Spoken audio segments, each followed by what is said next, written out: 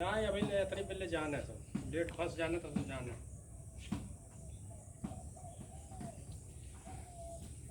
देख रहे हैं दोस्तों, हमारी घनश्याम आजमगढ़िया चैनल में बने रहिएगा। देखिए कितना सुंदर सा जंगल, हरियाली, शांति, सुकून, शीतलता, सरयू के किनारे।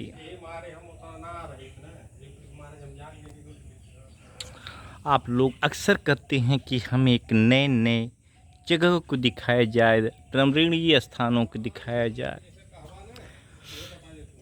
पौराणिक स्थल दिखाया जाए। ये वही स्थान, ये वही जंगल है जहाँ मोरध्वज ने अपने पुत्र को आरी से काटा था। क्यों काटा था? भगवान कृष्ण को परीक्षा दिया था। क्यों परीक्षा दिया था? अर्जुन को भी अहंकार हो गया था कि हमसे बड़ा शिष्य और हमसे बड़ा भक्त कोई नहीं है। कृष्ण ने दिखाया कि एक से बड़े एक भक्त हैं। जो मोरध्वज से कहा कि हमारा शेर भूखा है, प्यासा है, हमारा शेर खाना चाहता है, नरम नरम मांस को खाना चाहता है, क्योंकि कमज़ोर हो चुका है, बूढ़ा हो चुका है। इसलिए मगर कहा था कि आप अपने बच्चे को काट के दीजिएगा और हमारा शेर खाएगा। उस समय माता पिता को क्या एहसास हुआ होगा। एक ही पुत्र था, उसे भी शेर के सामने रखना था, मगर भगवान का आदेश था, करना ही था। और ये भी था प्रश्न कि आप जब अपने पुत्र को काटिएगा तब आँखों से एक आंसू न टपकने पड़े। अगर एक आंसू टपक गए तो हमारा शेर उस मांस को नहीं खाएगा। और लोरी गाते हुए काटना है। कैसा परीक्षा था, कैसा विडंबना थी। भक्त और भगवान के बीच का एक कैसा खेल था। मगर कहा जाता है भगवान को अपने भक्तों को परीक्षा लेने की भी ज़रूरत पड़ती है और भक्त को भी अपना परीक्षा देना ही पड़ता है। जो भक्त परीक्षा देने में विफल होता है वो जानते हैं अर्जुन के समान भी हो जाते हैं। इसलिए आप लोगों के सामने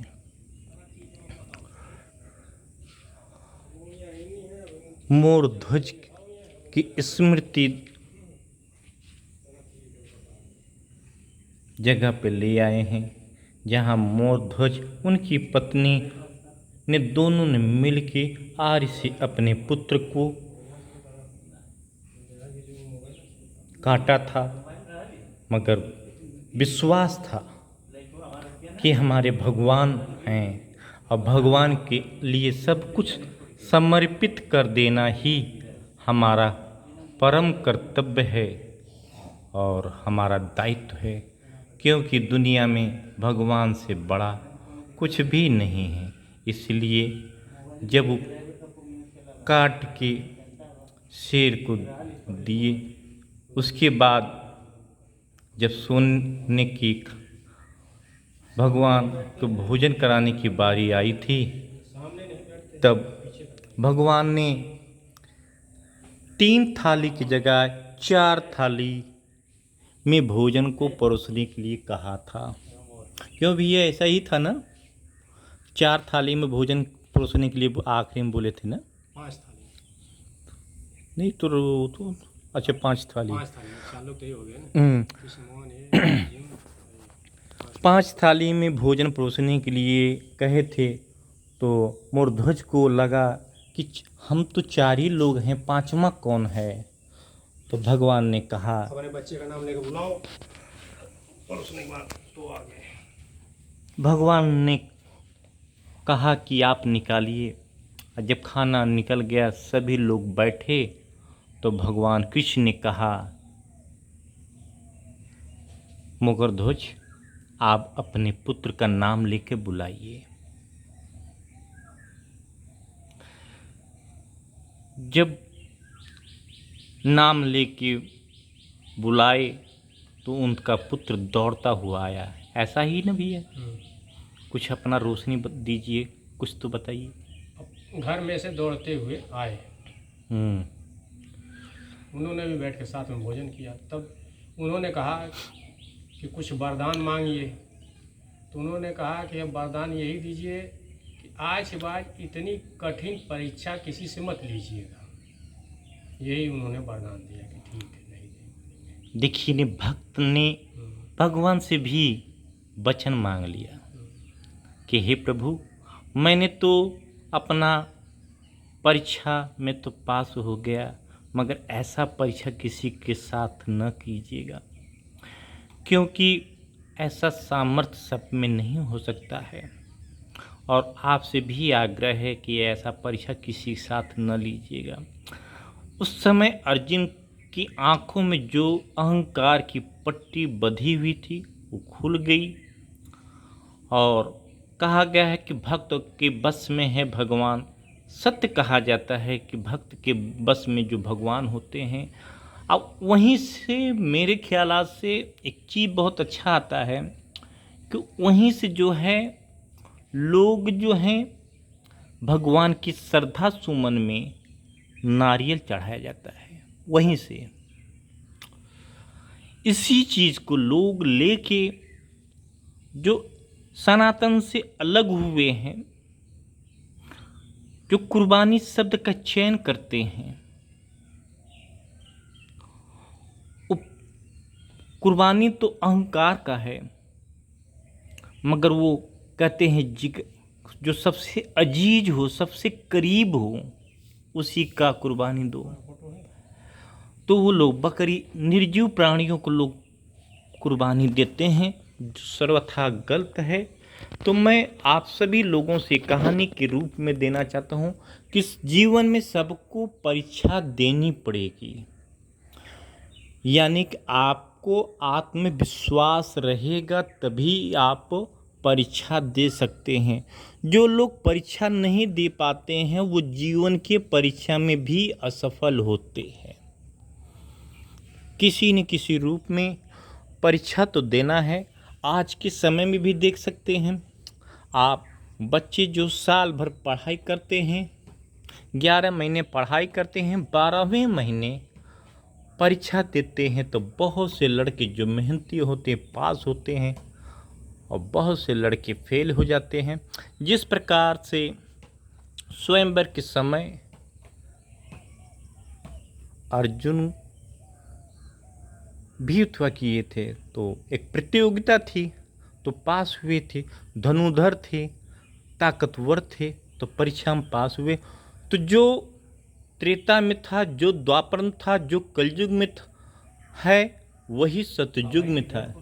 नियम सब कुछ समान है। तो आपको हमारा ये आज का वीडियो कैसा लगा, अपना राय विचार कमेंट करके बताइएगा। मैं फिर किसी नए जगह आप लोगों को ले चलूँगा।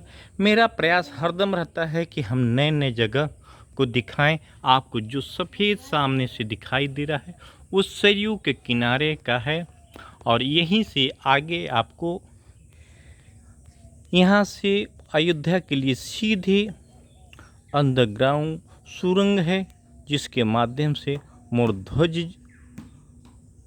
अयोध्या जाते थे, नहाते थे, वहाँ से आते थे। मगर कुछ कालखंड के बाद जो है, एक बार इसके अंदर से रास्ता जाने के लिए जो था उसमें एक गाय घुस गई। उस गाय का पता नहीं चला, इसलिए उस रास्ते को बंद कर दिए गए। कभी आप आइएगा, कौन सा घाट भैया भैया? चांड़ीपुर। आप कभी अंबेडकर नगर के चांड़ीपुर में आइएगा। कमरिया घाट से 2 किलोमीटर पश्चिम में है और वर्तमान में ये भी कहा जाए जो गोरखपुर से पूर्वांचल एक्सप्रेसवे का लिंक रोड है, वहाँ से 2 किलोमीटर की दूरी पे है। कभी आप गोरखपुर से भी आएंगे तो आप आराम से चांड़ीपुर आ सकते हैं और देख सकते हैं, सुन सकते हैं, ऐसे सुंदर सुंदर जंगल का आनंद ले सकते हैं। सुकून और शांति भरी ये स्थान है। तो फिर मिलते हैं, तब तक राधे राधे, जय श्री कृष्णा, हर हर महादेव।